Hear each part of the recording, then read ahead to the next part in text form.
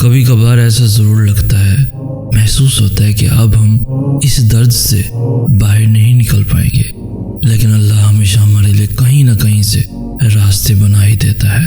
وہ کسی نہ کسی طرح سے ہمیں اس درد سے نکال ہی لیتا ہے، اور یہی تو اس کا وعدہ ہے کہ عنقریب تمہارا رب تمہیں اتنا دے گا کہ تم راضی ہو جاؤ گے۔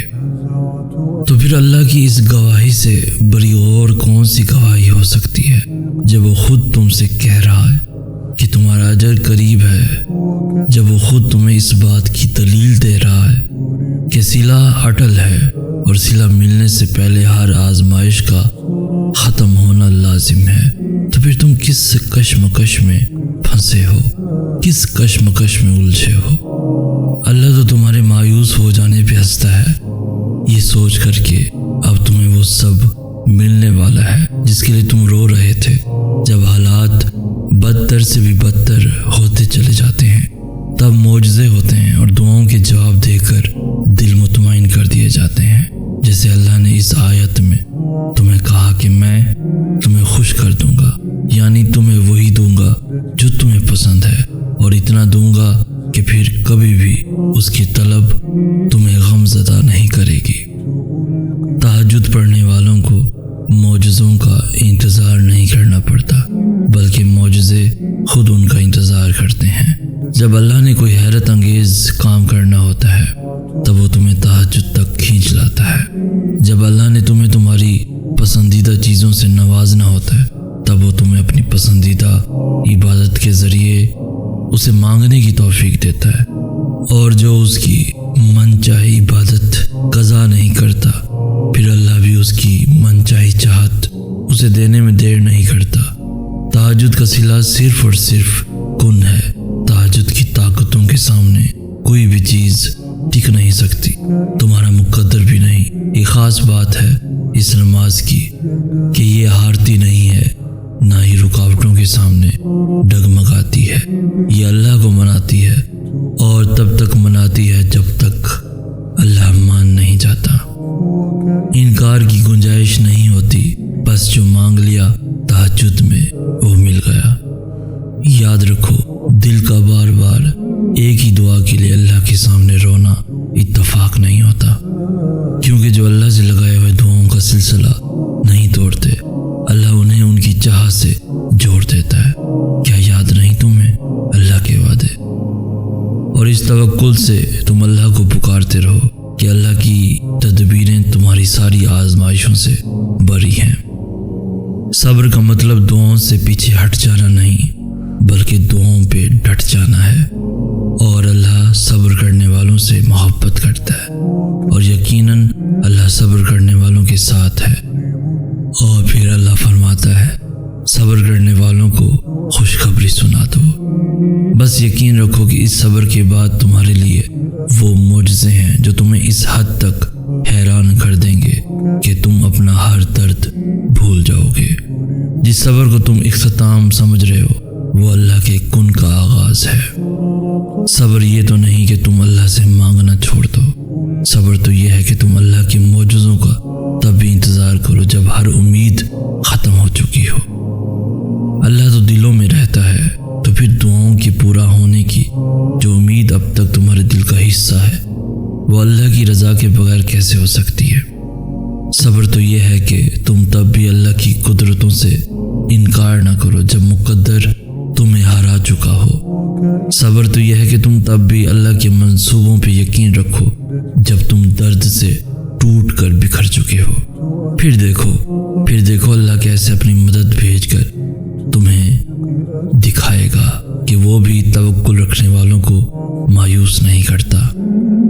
تم ہمیشہ اللہ سے اشارہ مانگتے ہو، ہمیشہ اللہ کے جواب کا انتظار کرتے ہو۔ اللہ تمہیں یہاں تک اس لیے تو نہیں لایا کہ تم اس سے بدگمان ہو جاؤ، لیکن اب جب وہ تمہارے دل کو دعاؤں میں الجھائے ہوئے ہے اور سجدوں میں لگائے ہوئے ہے، اور پھر یہ سوچنے لگو کہ شاید تمہاری دعائیں اللہ نے سنی ہی نہیں، اگر تھک گئے ہو تبھی دعا کے لیے ہاتھوں کو اٹھاؤ اور اللہ کو بتاؤ کہ تم ابھی بھی مایوس نہیں ہوئے، تو تم تم اتنی سی بات نہیں سمجھ پا رہے کہ تمہاری چاہ کے لیے اللہ معجزے تیار کیے بیٹھا ہے۔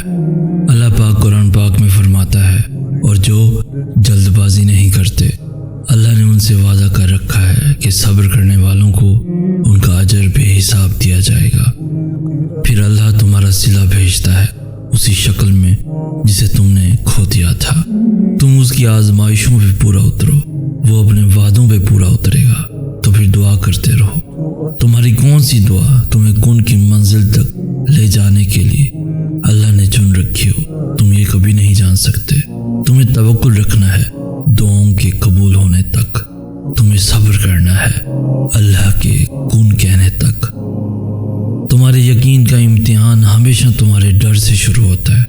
اللہ تمہیں تمہارے خوف سے آزماتا ہے۔ یقین کی ساری راہیں بند کر کے ہی اللہ دیکھتا ہے کہ کتنا یقین رکھتے ہو۔ وہ ہر اس چیز سے تمہاری آزمائش کرتا ہے جسے کھونے سے تم ڈرتے ہو، تو اللہ بھی تمہیں عطا کرنے کے لیے پھر وہ دروازے کھولتا ہے جن کا تمہاری نظر میں کوئی وجود نہیں ہوتا۔ اور پھر جب تم بند راستوں کے باوجود بھی مانگنا نہیں چھوڑتے اور صبر سے اللہ کے معجزوں کا انتظار کرتے ہو، تو پھر وہ آسمان کے سب دروازے کھول دیتا ہے اور بن بادل کے رحمتوں کی بارش کر دیتا ہے۔ اور پھر وہ دن بھی آئے گا جب تم مسکرا کر کہو گے کہ اللہ نے میرا دل ایسے مطمئن کر دیا جیسے میں سوچ بھی نہیں سکتا تھا۔ انشاءاللہ وہ جبار ہے، وہ ہر اس ٹوٹی ہوئی چیز کو پھر سے جوڑ سکتا ہے جس کا جڑنا تمہاری نظر میں ناممکن ہے۔ ٹوٹے ہوئے دلوں کا ٹھکانہ اللہ کے سوا اور ہے ہی کہاں، بس وہی ہے جو انہیں جوڑتا ہے اور ان زخموں کی مرہم بنتا ہے۔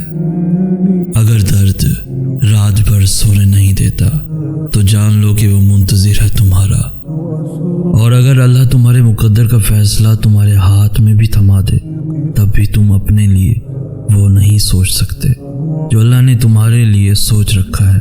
تو پھر صبر کرو، کیونکہ جب اللہ تمہیں کنارے پہ لا کر کھڑا کر دیتا ہے تب وہ یا تو تمہیں تھام لیتا ہے یا اڑنا سکھا دیتا ہے۔ یوں وہ تمہیں تمہاری من پسند چیز کو کھو دینے کے خوف سے گزار کر اپنا آپ یاد کرواتا ہے۔ یہ اسی کے فیصلے ہیں کہ وہ تمہیں کب اور کیا دیتا ہے۔ تو پھر یہ کیوں ملا اور وہ کیوں نہیں ملا، یہ سوچنا تمہارا کام نہیں ہے۔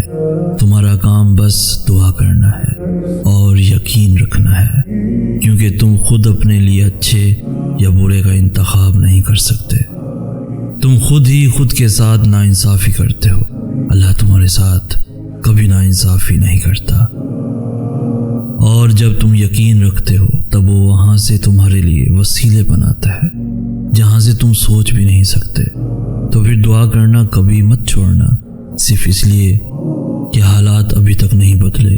ایسا نہیں ہے کہ حالات اب کبھی بھی نہیں بدلیں گے، تبدیلی کائنات کا اصول ہے، اور اللہ اپنے بندوں کو کبھی بھی مسلسل تکلیف میں نہیں رکھتا۔ اور تم سے یہ کس نے کہہ دیا کہ جو چھین جائے وہ واپس لوٹایا نہیں جاتا؟